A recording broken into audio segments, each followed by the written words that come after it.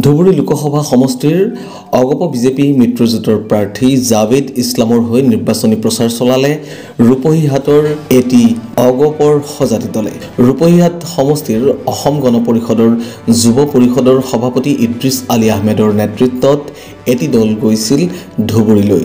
কংগ্ৰেছ প্ৰাৰ্থী ৰকিবুল হুছেইন আৰু AIUDFৰ প্ৰাৰ্থী মৌলানা বদৰুদ্দিন আজমলক ঘূৰদ্ধাৰ সমালোচনা কৰা পৰিলক্ষিত হয়।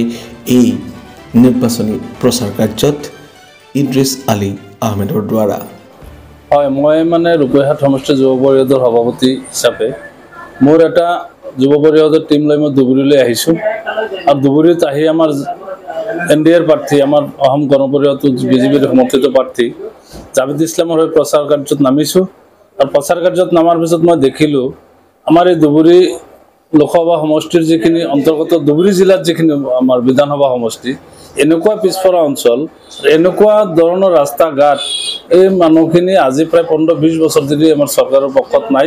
মানুহখিনিক বদৰুদ্দিন আজমলে ধৰ্মৰ আৱেগত মানুহখিনি এন্ধাৰত ৰাখিছে। আজিৰ এই মানুহখিনিয়ে ৰাজনীতি কি বস্তু বুজি নাপায়। এই মানুহখিনিয়ে ভোট কাক দিলে উন্নতি হ'ব এইখিনি বুজি নাপায়, কাৰণ এই মানুহখিনি ধৰ্মৰ হতুৱাই মানুহখিনিক আৱেগিক কৰি ৰাখিছে আৰু মানে কোনো ধৰণৰ ডেভেলপমেণ্টৰ লগত মানুহখিনি জড়িত নহয়।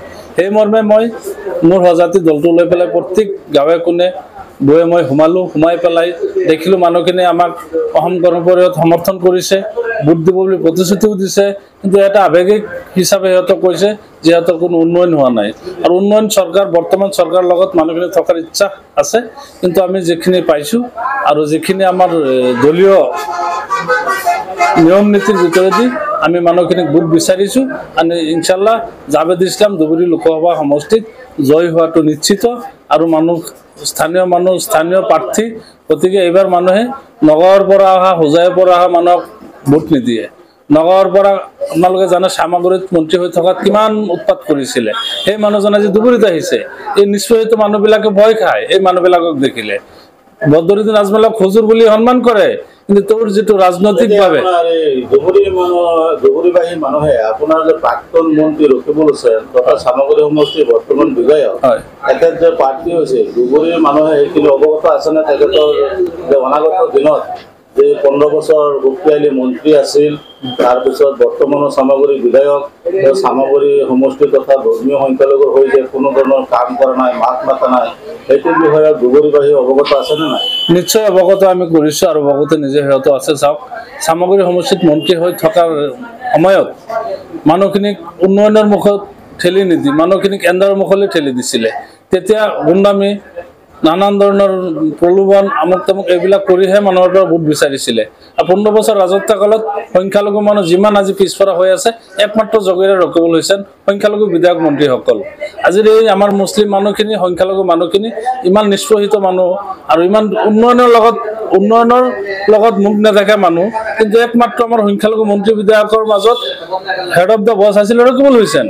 আৰু ৰকিবুল হুছেইন ইচ্ছা কৰিলে গোটেই অসমৰ সংখ্যালঘু মানুহক মাটিৰ পট্টা দিব পাৰিলে হয়, সংখ্যালঘু মানুহক পুনৰ সংস্থাপন দিব পাৰিলে হয়, গৰাখহনীয়া ৰোধ কৰিব পাৰিলে হয়, সংখ্যালঘু মানুহক চাকৰি বাকৰি নানান ধৰণৰ সুবিধা দি ৰাস্তা ঘাট সুবিধা দি চৰকাৰৰ মানে সেই কাম কৰিব পাৰিলে হয়, কিন্তু আচলতে কৰা নাছিল। আপোনাৰ চৰকাৰৰ লগত আপোনাৰ সংগ দি বা মিলাপ্ৰীতিত কাম কৰিবলৈ হ'লে আমাৰ ধৰ্মীয় সংখ্যালঘুৰ দুটা চান্স আছে, এটা হ'ল বৰপেটা আৰু এটা হ'ল ধুবুৰী। এই দুয়োটাতে আপোনাৰ অসম গণ পৰিষদৰ প্ৰাৰ্থী প্ৰক্ষেপ কৰিছে। গতিকে বৰ্তমানত যদি ধৰ্মীয় সংখ্যালঘুসকলে এই দুজন প্ৰাৰ্থীক জিকাই আনে তেনেহ'লে অসম চৰকাৰৰ লগত এটা সংগতি দিয়া এটা উন্নয়নমূলক কাম কৰিব পাৰিব।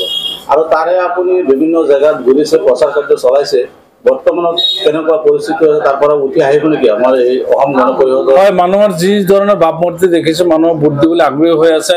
আজিৰ দিনত যদি ইয়াত ইলেকশ্যন হৈ যায় আমাৰ কেণ্ডিডেট জিকিব, এনেকুৱা মানুহ আগ্ৰহী হৈ আছে। মানুহ আজি চাওক, আজমলৰ জৰা ফুকা ৰাজনীতিৰ পৰা মানুহ পৰিহাৰ কৰিছে। ৰকিবুল হুছেইন নগাঁৱত লোকসভা সমষ্টিত 11 লাখ ভোটাৰৰ সংখ্যালঘু ভোট সংখ্যা, সেইখিনি মানুহ শিক্ষিত মানুহ তাত ইলেকশ্যন খেলি জিকিব নোৱাৰাৰ কাৰণে ভাবিছে নিষ্পেষিত অঞ্চলত এই ধুবুৰীত ইলেকশ্যন খেলি জিকাৰ এটা চিন্তা লৈ আহিছিলে। যে এইখিনিও মানুহে বুজি পাইছে যে তোমাৰ লোকেল জেগাত তুমি গৈ কি কৰা, আমাৰ ইয়াত কোনো ধৰণৰ তোমাৰ স্থান নাই, বদৰুদ্দিন আজমলৰো স্থান নাই। ইয়াতে স্থানীয় মানুহখিনিয়ে আমাৰ লগত মত প্ৰকাশ কৰিছে। স্থানীয় হিচাপে প্ৰাক্তন মন্ত্ৰী জহিৰুল ইছলামৰ ল'ৰা জাভেদ ইছলাম তেওঁক ভোট দি জয়যুক্ত কৰি চৰকাৰৰ লগত সমভাগী হ'ব আৰু উন্নয়নৰ লগত সংখ্যালঘু মানুহ জড়িত হ'ব। দেখা গৈছে আপোনাৰ কংগ্ৰেছে মানে শক্তিশালী সিহঁতৰ যিটো হেৰি আছে প্ৰিয়ংকা গান্ধীকো আনিছে ধুবুৰী মানে উঠোৱাৰ কাৰণে আৰু আপোনাৰ বৰ্তমানত মুখ্যমন্ত্ৰীও গৈছে। গতিকে বৰ্তমানত আপোনাৰ যিজন এজিপিপি যদি মিত্ৰজোঁটৰ প্ৰাৰ্থী জাভেদ ইছলাম তেখেত কি বিজয়ৰ বাট মুকলি আছেনে? চাওক, প্ৰিয়ংকা গান্ধী ইয়াত আমাৰ অসমত কোনো ধৰণৰ প্ৰভাৱ নাই, ৰাহুল গান্ধী আহিলেও কোনো প্ৰভাৱ নাই। কেইদিনমান আগতে ভাৰত ন্যায় জোৰো যাত্ৰা কৰিছিলে, চাওক কোনো ধৰণৰ প্ৰভাৱ পৰা নাছিল, এতিয়াও নপৰে, ভৱিষ্যতেও নাথাকে। অসমৰ মুখ্যমন্ত্ৰী মাননীয় মুখ্যমন্ত্ৰী শ্ৰী হিমন্ত বিশ্ব শৰ্মা ছাৰে যি প্ৰতিশ্ৰুতি দিয়ে আখৰে আখৰে পালন কৰে, মুখ্যমন্ত্ৰী যি ভাবে সেইটো আখৰে আখৰে পালন কৰে। সংখ্যালঘু মানুহৰ হৈ বহুত কাম কৰিছে মুখ্যমন্ত্ৰী মহোদয় আৰু আগলৈও কৰিব। গতিকে আমাৰ সংখ্যালঘু মানুহক মই আহ্বান জনাম, আপোনালোকে মুখ্যমন্ত্ৰীৰ সমভাগী হওক, মুখ্যমন্ত্ৰীৰ সহযোগী হওক, অসম চৰকাৰৰ সহযোগী হওক, কেন্দ্ৰীয় ভাৰত চৰকাৰ NDA চৰকাৰ হ'ব। গতিকে আপোনাৰ চৰকাৰ সমভাগী হওক, উন্নয়নৰ লগত সংখ্যালঘু মানুহ থাকিব। ঠিক আছে, ধন্যবাদ।